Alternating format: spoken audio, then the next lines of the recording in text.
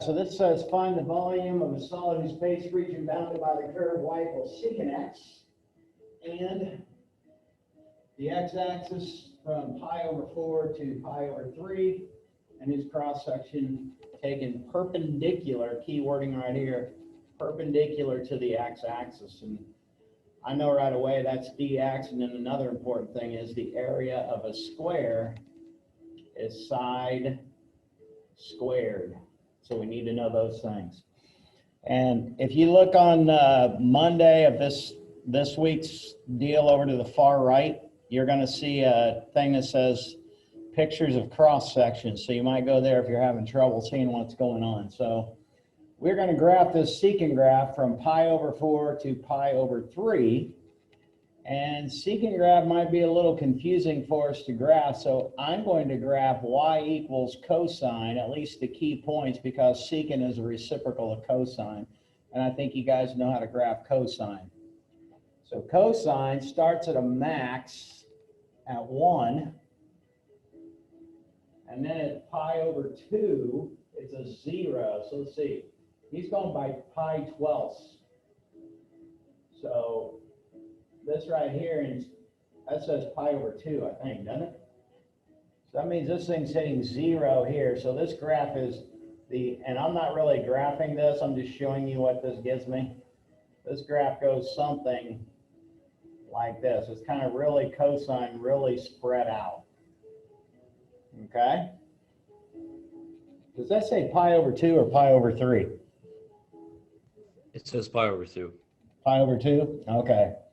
So I'm going to go, this is 2 pi 12ths, and this is 3 pi 12ths, and this is 4 pi 12ths, okay, which is, this part right here then is pi over 3. So that's the part we want right there, and then this part right here, 3 pi over 12, is pi over 4.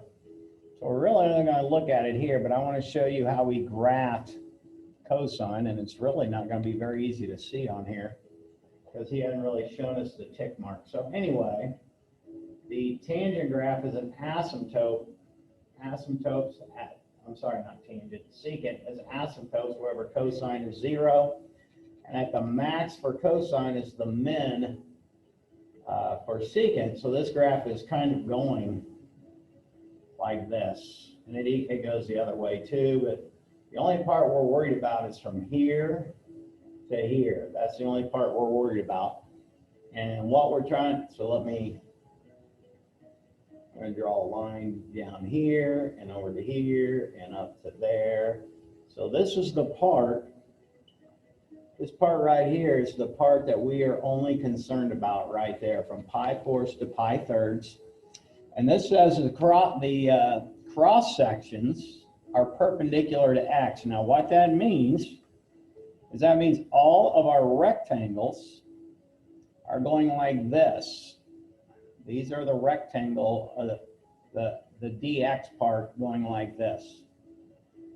Okay, so that right there is one rectangle, and there's going to be an infinite amount of them going this way. Now the thing about this that's different is we have squares on this. So that means this is the bottom of the square. This rectangle thing right here, that's the bottom of the square, and the square is coming off the page at us, and then back down, and then back over to this. It makes a square coming up.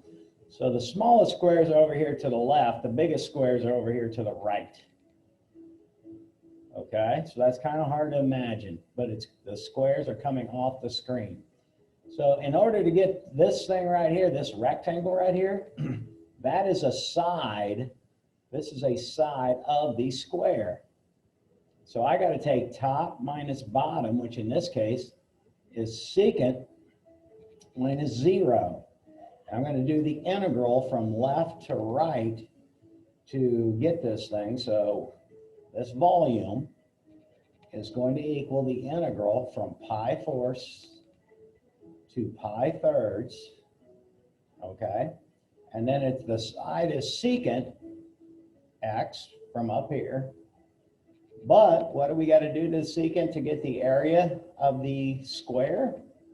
We have to square the side. So we have to square this, And that's going to be a dx deal right there. So do you follow where all that came from? Yes or no? Yes. Okay. So do you know what the integral of secant squared is?